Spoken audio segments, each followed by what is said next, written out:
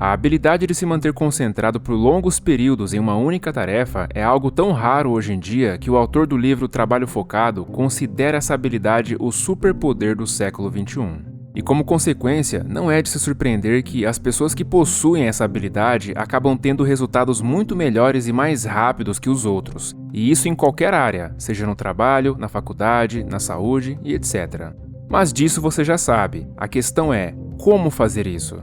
Afinal, se você já soubesse a resposta, não precisaria assistir esse vídeo e procrastinar suas tarefas como você talvez esteja fazendo agora. Mas não se preocupa, porque eu vou fazer seu tempo valer a pena. Então pega papel e caneta para não deixar escapar nada e bora começar. Nós temos dois tipos de foco, o foco disperso e o foco direcionado.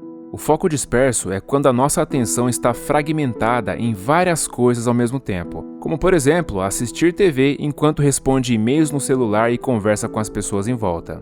Um outro exemplo mais simples é estar fazendo uma única tarefa física, mas ficar ruminando um monte de pensamentos sobre outras coisas que não têm nada a ver com o que está sendo feito. E o problema disso é que o cérebro é na realidade incapaz de lidar com várias tarefas cognitivas ao mesmo tempo de uma forma decente. O que ele faz, na verdade, é trocar rapidamente o foco de uma tarefa para outra. E cada vez que acontece essa troca, ele precisa meio que recarregar as informações referentes ao contexto dessa tarefa para dentro da sua memória de trabalho. E quando você fica pulando de tarefa em tarefa o tempo todo, seu cérebro é obrigado a ficar recarregando as informações de cada contexto diferente, gerando assim um custo chamado custo da troca de contexto, que basicamente significa um gasto de energia mental que causa uma perda de eficiência na tarefa seguinte.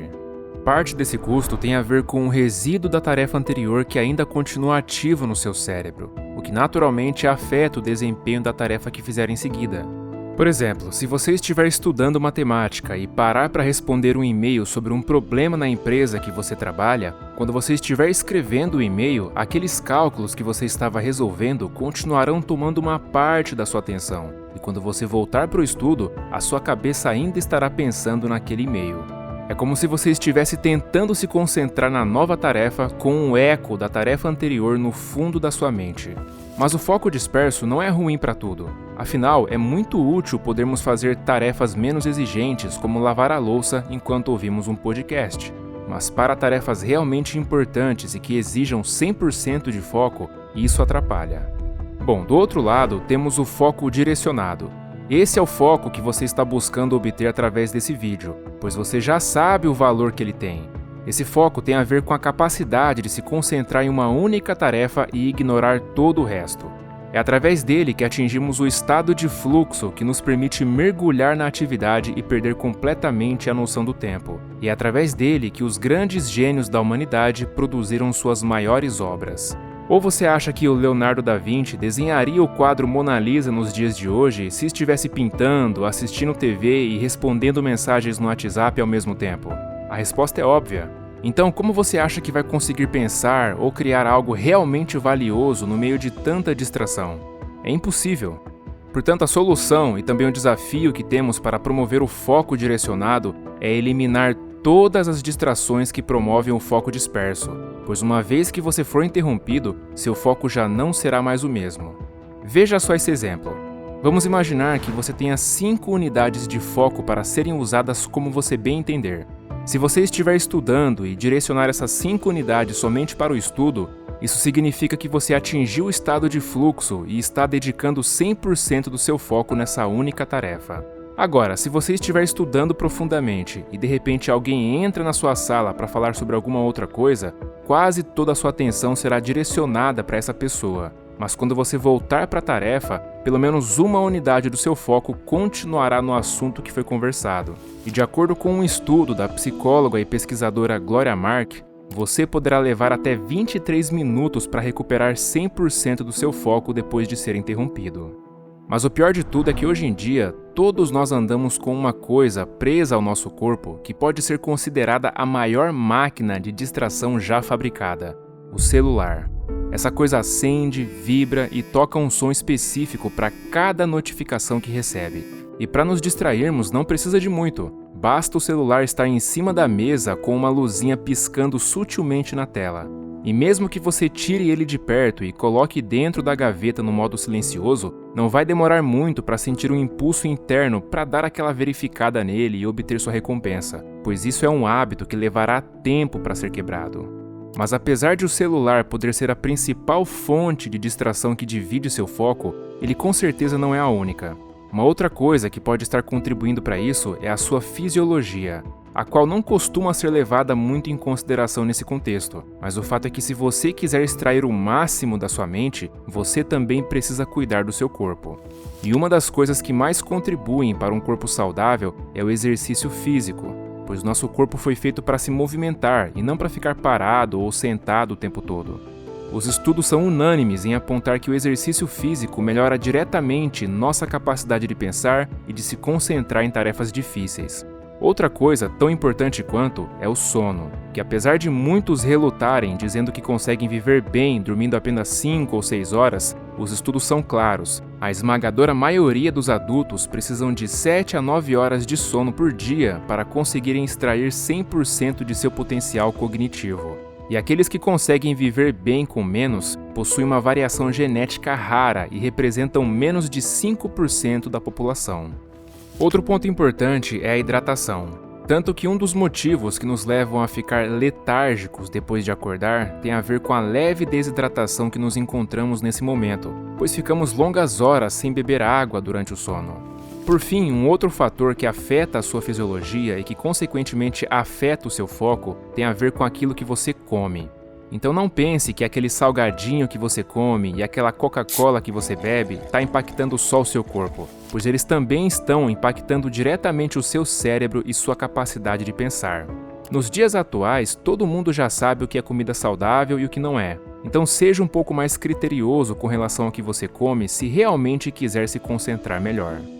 Uma coisa importante a se levar em consideração é que a concentração é como um músculo. Quanto mais você a exercita, mais forte e resistente ela fica, o que significa que você vai conseguir ficar cada vez mais tempo concentrado de forma intensa.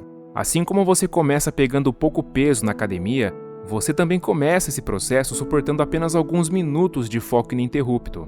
Talvez você não consiga ficar mais do que 10 minutos concentrado hoje, mas se treinar todos os dias, na próxima semana pode ser que consiga ficar 15, e na próxima 20, e na próxima 30, até conseguir ficar mais de 1 hora inteira concentrado.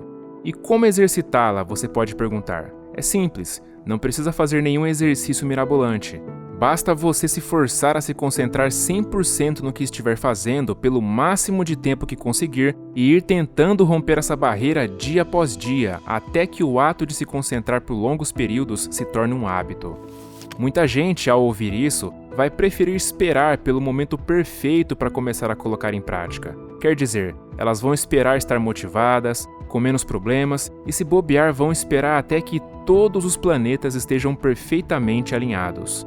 Mas isso é um baita erro, pois assim como qualquer outra coisa difícil e desgastante de ser feita, por mais benéfica que seja, nós precisamos nos forçar a fazer mesmo sem vontade.